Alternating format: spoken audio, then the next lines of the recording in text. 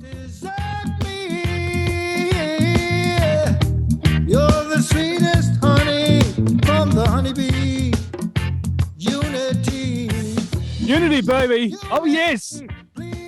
Welcome back to all you fabulous listeners to another exciting episode of the Vinny Eastwood Show, where you never know what's going to go down because, hey, let's face it, for some reason or other, incredible, awesome guests that you'd expect to hear on top radio stations wind up coming on the show. Our very special guest, Chris Maple, joins us now via Skype from the former USSA.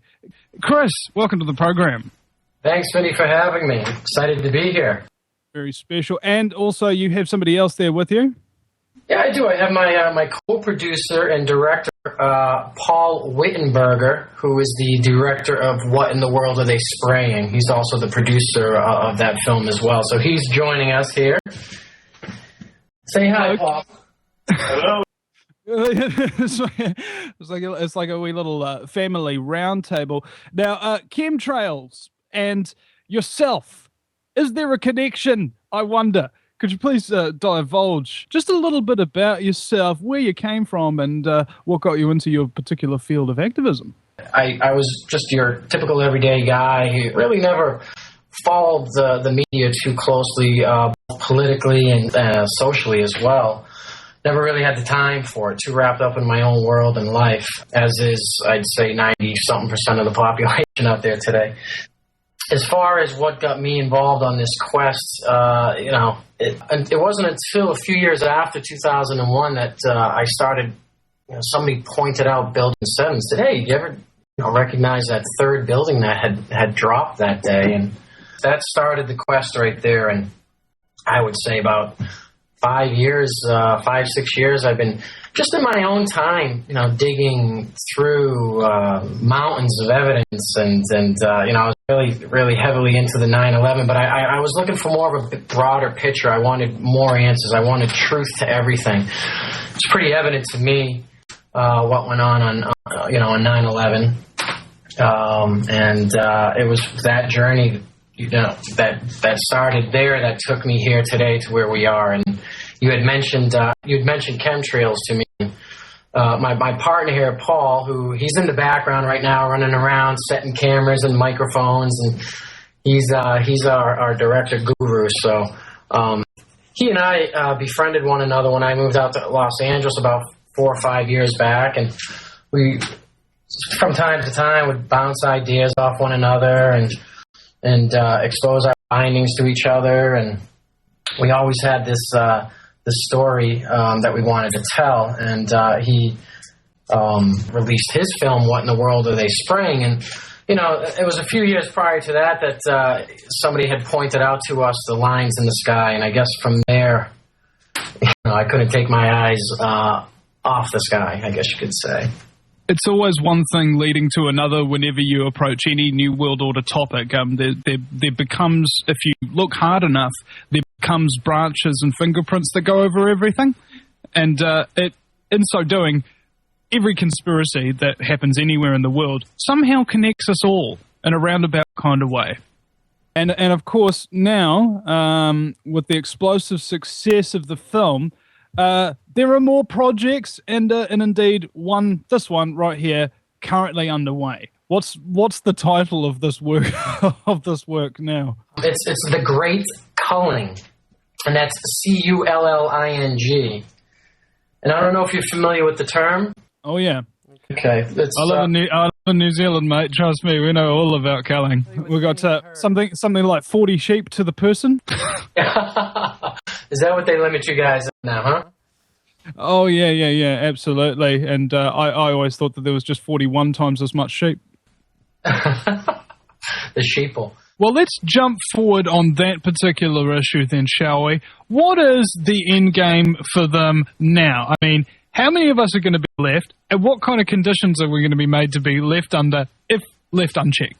That number one commandment, written in 8 different languages, is maintain humanity at 500 million. And you look at David Rockefeller giving speeches to the Council on Foreign Relations on population control. You have corporations bidding on population control. You have Ted Turner making statements about, we need to take the population down by 95%.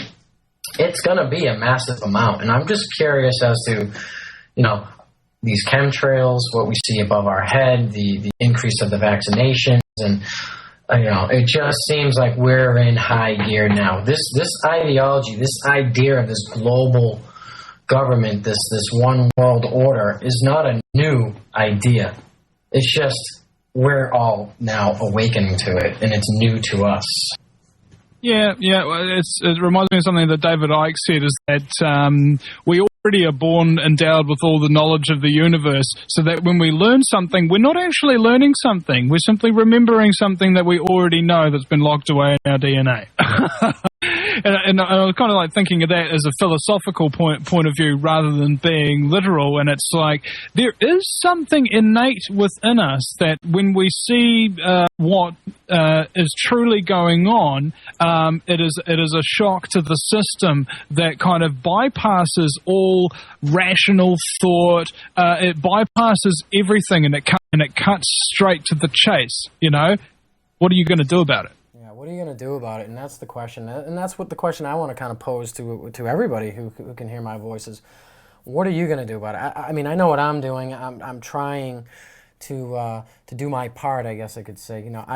I just recently got married, Vinny. I'm looking into having a family, and this is all concerning to me, and it should be to everybody. And it's just a matter of enough is enough, and how I basically myself have to be pushed back into a corner to speak up for myself. And I feel as though I'm there. I'm in that corner, and now I'm coming out swinging, and we're talking about the Great Culling, and it's pretty straightforward as far as my mind makes. The wealthiest families in the world have been the wealthiest families in the world for at least the last couple of 100 years. They've owned virtually everything in almost every major world event and whatnot that involve finance, war, or capitalism of some description. They've been involved in, and so basically now what's going to happen is they know that they own the world, and so what they want to do is just wipe out the rest of the people through every single means necessary, and by all means, it's going to be by every single mean, because, hey, if you look around you,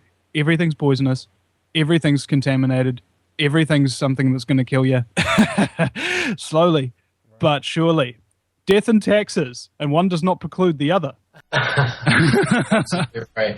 It's funny you mentioned that these families, these global elites that mainstream media and society probably will really look at it and admit to it. But I've started following the money in most every industry, and as you mentioned, it pretty much leads to the same exact place time and time again. The name that kept coming up for me was the Rothschilds.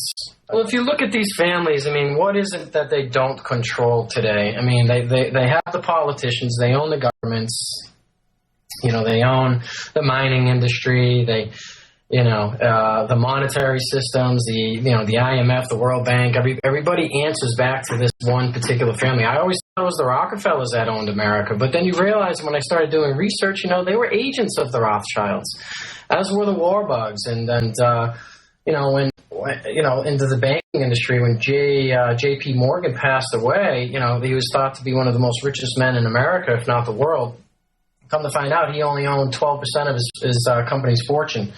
The other 88% was held by the Rothschilds, and that's your Chase Manhattan Bank right now, which pretty much has gobbled up my bank recently. Isn't it like a seething nest of anacondas that are swallowing each other's holes? So basically what you've got when you want to slay this one beast is you have to cut off 1,000 heads inside the one same beast. That's right. Absolutely right. Absolutely right. It's like a crusade, I've found. There really is now, once you learn about the Rockefellers, the Rothschilds, eugenics, geopolitics, how secretive roundtable groups like the Trilateral Commission or Council on Foreign Relations or Royal Institute of International Affairs, as it's known in the other Commonwealth nations, once you realize that they have all the power, they make all the decisions for you, and they just give you the ability to choose whether or not you want to be stabbed with a knife or a fork. It's true. And as I was saying, the only thing this group, these families, these elites do not have their hand on is what? The population, the number of us. And I think that's what this is all about. I mean, it's the one thing that they can't control, because they know if 1% of 1% of this population at close to 7 billion now would a revolt, there's no standing army that could stop us. Well, this is the thing. If you really did want to stage some description of a global takeover, like you say, the one thing standing in your way is the fact that there are enough people left to resist you. Correct. All right. So, therefore, the best form of warfare, if it's going to be covert, as we all know that the New World Order happens to be, they will stage a silent war against you, and they will use many, many techniques, whether it be making sure that the health and medical field is one of the leading killers in America, and third biggest cause of death in New Zealand, because as soon as you get some description of slightly life-threatening disease, instead of telling you to eat lots of raw vegetables and take some vitamin C, which will kill off pretty much dang near any virus or cancer, they pop you up on copious quantities of pharmaceutical drugs that make you feel like hell, and they give you another couple of pharmaceutical drugs to make you stabilize that, and then another couple to help you sleep at night. Right. And then a cup of coffee to wake you up in the morning. You got the real.